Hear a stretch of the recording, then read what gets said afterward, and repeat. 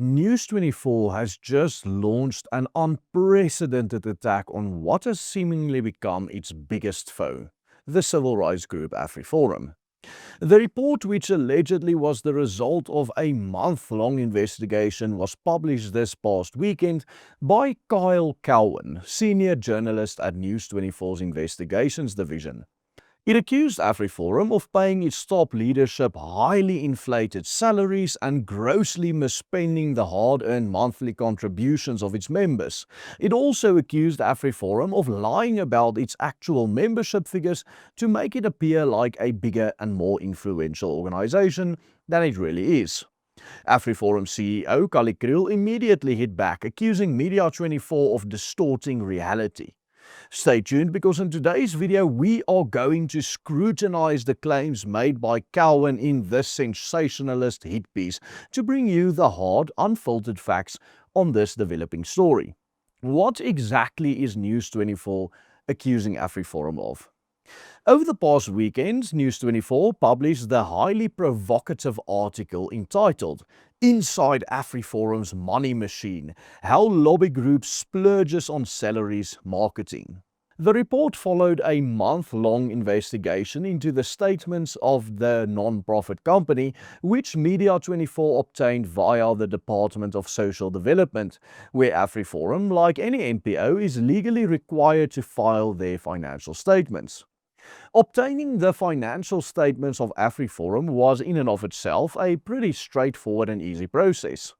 The department notified AfriForum that News24 had requested the records, and AfriForum itself has publicly stated that it did not oppose the disclosure. In its publication, News24 disclosed a number of key findings with regard to their finances, which it considered damning. Its Sunday hit piece revealed that over the 6-year period between 2019 and 2024, the organization collected no less than 1.6 billion rands, almost $100 million from its members. It shows that the organization's monthly income varied between, on average, 19 million per month in 2019 and just under 24 million per month in 2024.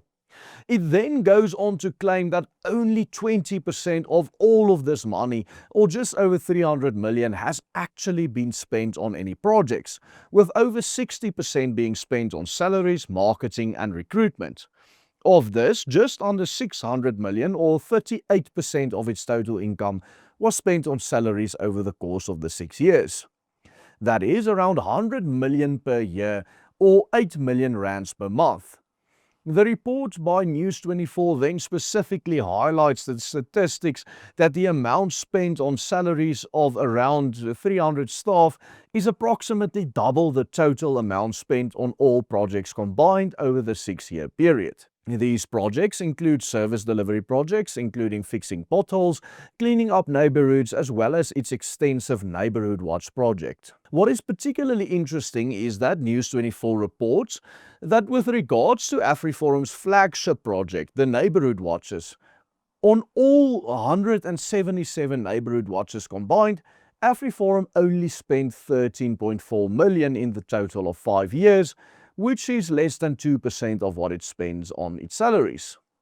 To highlight what it cost as a gross discrepancy, News24 quoted AfriForum CEO Kali Kriel as claiming that 70% of AfriForum's income over the 6-year period was spent directly or indirectly on the local projects aimed at helping communities and creating a buffer against the state. The report then goes on to specifically criticize AfriForum for failing to disclose the earnings of Kriel and most of the company's key figures and directors.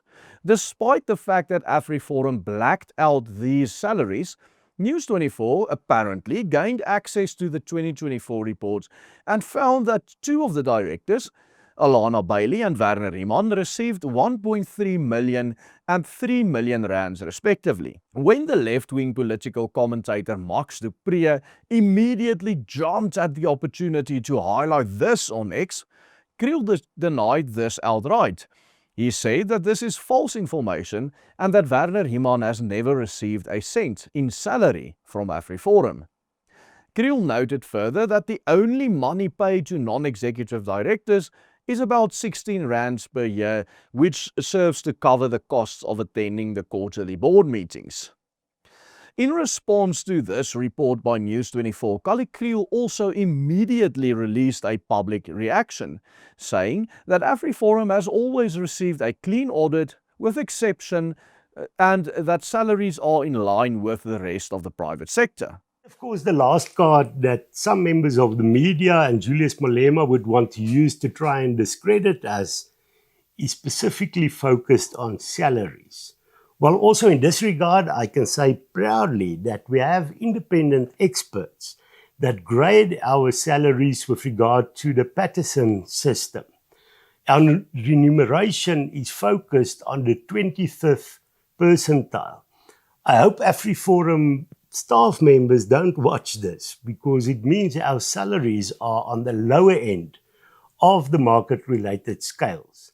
Now, it must be said that News24 indeed used a lot of resources and went through a lot of trouble and effort to scrutinize AfriForum's financial statements.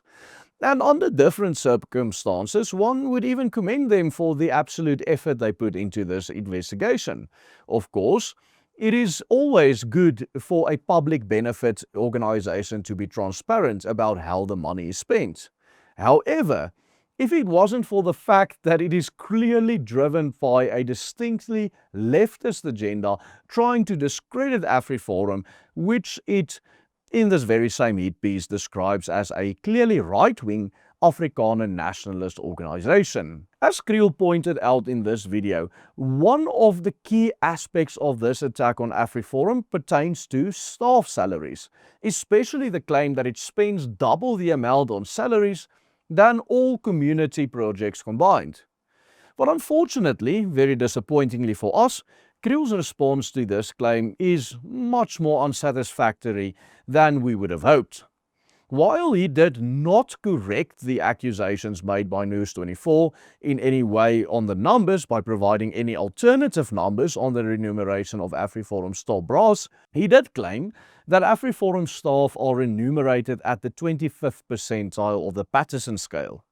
But unfortunately, this is not how the Patterson system works. There exists no such thing as the 25th percentile of the Patterson scale. You see, the Patterson grading system itself only grades jobs according to their complexity and level of decision-making responsibility. For example, routine administrative work receives a lower grade than specialist work or management or executive leadership. It does not, however, prescribe any sort of salaries.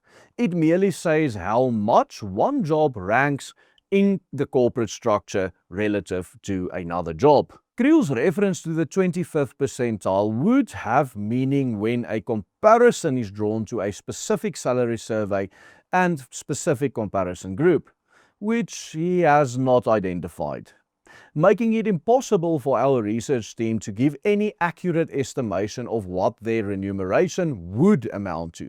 You see, different surveys compare different employers, industries, regions, and remuneration packages. The 25th percentile among non-profit organizations could be much lower than the 25th percentile among corporations. It also matters whether the survey measures basic salary or total remuneration, including benefits and bonuses. Furthermore, even within non-profits, salary scales vary greatly. For example, an environmental organization such as the World Wildlife Foundation, where the executives are scientists, ecologists or veterinarians, would pay much higher remuneration than a civil organization such as AfriForum, where executives do not need to carry any specific meaningful skills or qualifications. Given AfriForum's annual income and its number of employees, when we go on Kriel's wording of the private sector, the organization would be comparable to a small to medium enterprise in South Africa's economy, rather than a major corporation in the context of the South African Stock Exchange. Therefore, a market-related CEO package in a profitable company in the private sector would probably be somewhere around 1.5 to 4 million rands annually, with a genuine non-profit benchmark being much lower for a company of the same comparable size. When we consider these figures, we must also take into account that although AfriForum's annual income renders it a substantial non-profit organization, it really doesn't come close to South Africa's major corporations. Large listed companies such as Sanlam, Standard Bank and Vodacom generate tens or even hundreds of billions of rands in annual revenue, which is hundreds to thousands of times AfriForum's income. For an example, Sanlam's annual revenue is about 900 times larger than AfriForum's annual income, which means that Sanlam generates in roughly 10 hours what AfriForum receives in donations over the course of an entire year. In this context, AfriForum should therefore be understood as a sizable civil society organization, perhaps one of the biggest in the country, but not in any way comparable to the listed businesses on the country's stock exchange. The problem, though, is that depending on whether pay scales, non-profit market, salary experts, non-profit executive market, DTIC's public entity sample, or another scale is used, the 25th percentile for a CEO such as Kali Kriel could be anything between around 700,000 rands and almost double that. But still a far cry away from the alleged 3 million that News24 claims is given to Werner Riemann. And the difference for members of AfriForum who actually make the contributions that pay his salary would be quite substantial. The reason we point out all of this is that here at the Willem Petzer Group we attempt to bring you, the viewer, as much of the raw, unfiltered data and information as we can. Of course, we point out that News24 is driving a very clearly left-wing agenda, and we never shy away from pointing this out in any of our past videos. At the same time, we do not serve the interest of any organization or movement, even those aligned with us. We only serve our own people's cause to try and carve out a future for our children here at the southern tip of Africa. While we can, as we try to do here, estimate the remuneration of AfriForum's top brass from what Kali Kriel made public, it is unfortunate that too little information is provided by him, rendering it impossible for us to give exact or even close ranges of how much the executives at AfriForum actually pocket at the end of the day. In conclusion, given all of the above mentioned, we really believe that it would be in AfriForum and the broader solidarity movement's best interest, as well as in the interest of its members, many of whom are also viewers of this channel, to simply release the salaries of its directors, its CEOs and all senior officials within the organization, so that its members and general public can just experience real transparency. Not the transparency News24 attempts or pretends to provide on this matter. We also believe that this is the only way in which the solidarity movement can finally put this issue to rest and silent News24. The situation in which AfriForum finds itself is perhaps a very unfortunate one. But it is what it is, and in light of the ongoing public discourse and conflict, ending the speculation once and for all by releasing the exact figures would ultimately bring clarity for everyone. If the salaries are at the lower end as Kriel claims, the organization really has no reason to continue obscuring it. And we say this not because we support News24's aim with this hit piece in any way, shape or form, but simply because with all their speculation out there, at this stage of the game, this is really going to be the only way for AfriForum to put its own members at ease and to finally silence News24 on this matter. To give more context as to where this fight originated and why News24 decided to write such a hit piece on AfriForum, in a recent stream on this channel, we highlighted how AfriForum and the broader solidarity movement became the most convenient scapegoat for the ANC, and to a certain extent News24, in an attempt to draw attention away from its own failures. You can check out that full analysis by clicking on this link appearing on your screen right here.